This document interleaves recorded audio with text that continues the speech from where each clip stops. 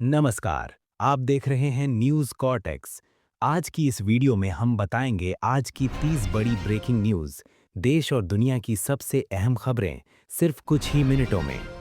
Waste Asia में America Iran संघर्ष के कारण वैश्विक गैस सप्लाई प्रभावित हुई है।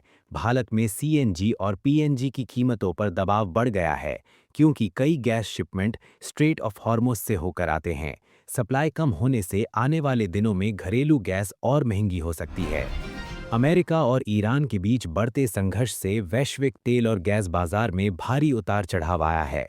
भारत अपनी ऊर्जा का बड़ा हिस्सा मिडिल ईस्ट से आयात करता है, इसलिए सप्लाई बाधित होने से देश में ऊर्जा सुरक्षा और कीमतों को लेकर चिंता बढ़ गई है।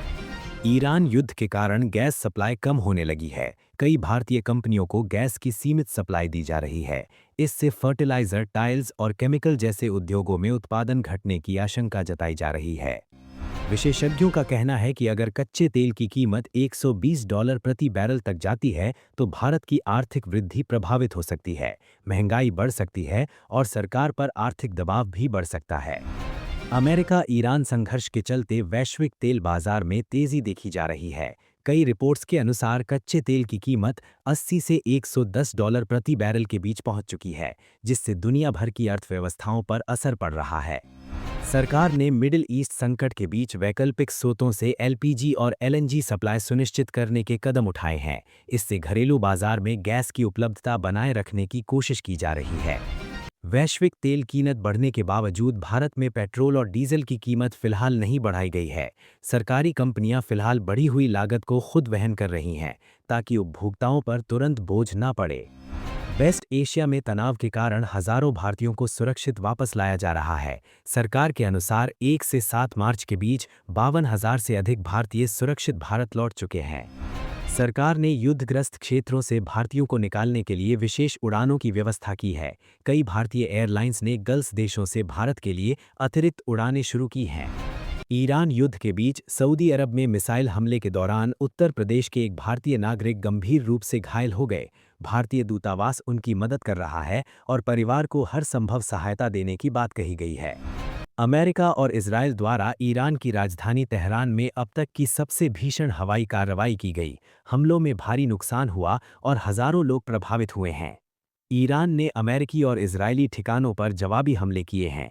इस संघर्ष के कारण पूरे मिडिल ईस्ट में तनाव बढ़ गया है और कई देशों ने युद्ध रोकने की अपील की है। ईरानी जवाबी हमलों में अब तक 140 अमेरिकी सैनिक घायल हो चुके हैं, जिनमें कुछ की हालत गंभीर बताई जा रही है। पेंटागन ने इसकी पुष्टि की है। ईरान ने चेतावनी दी है कि अगर हमले जारी रहे तो वो स्ट्रेट ऑफ हॉर्मुज से तेल सप्लाई रोक सकता है। ये दुनिया का सबसे महत्वपूर्ण तेल मार्ग माना जाता है। भारत के लगभग 40 से 50% तेल और गैस आयात इसी समुद्री मार्ग से आते हैं। अगर ये रास्ता बंद हुआ तो भारत को ऊर्जा संकट का सामना करना पड़ सकता है। मिडिल ईस्ट से आने वाले फर्टिलाइजर की सप्लाई प्रभावित होने लगी है। इससे भारत के कृषि क्षेत्र पर भी असर पड़ सकता है और आने वाले मौसम में खाद की कमी हो सकती है। युद्ध की वजह से दुनिया भर के शेयर बाजारों में उतार चढ़ाव देखा जा रहा है। निवेशकों में अनिश्चितता बढ़ गई है और कई देशों की मुद्रा पर दबाव पड़ा है।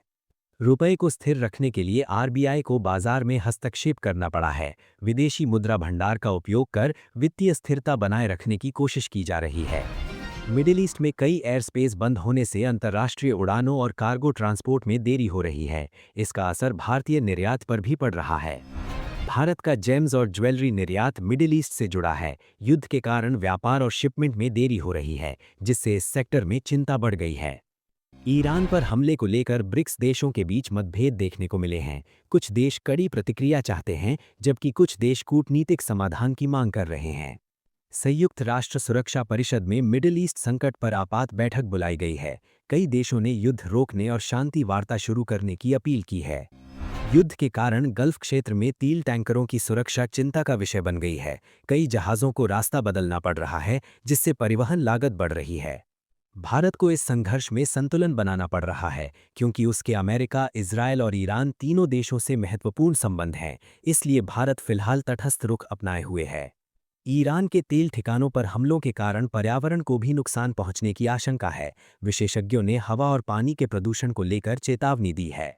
मिडिल ईस्ट संकट के बीच कई देशों ने अपने नागरिकों को सुरक्षित निकालना शुरू कर दिया है। भारत भी लगातार स्थिति पर नजर बनाए हुए है। युद्ध के कारण समुद्री व्यापार मार्गों पर जोखिम बढ़ गया है। इससे एशिया और यूरोप के बीच व्यापार पर असर पड़ सकता है। अगर संघर्ष लंबा चलता है तो दुनिया में ऊर्जा संकट गहरा सकता है। कई देशों ने अपने रणनीतिक तेल भंडार का उपयोग शुरू कर दिया है। विशेषज्ञों का अनुमान है कि अगर युद्ध लंबा चला तो भारत की जीडीपी वृद्धि दर में गिरावट आ सकती है और आर्थिक गतिविधियां प्रभावित हो सकती हैं। दुनिया भर के कई देशों ने अमेरिका और ईरान से संयम बरतने और कूटनीतिक समाधान निकालने की अपील की है, ताकि वैश्विक संकट को रोका जा सके।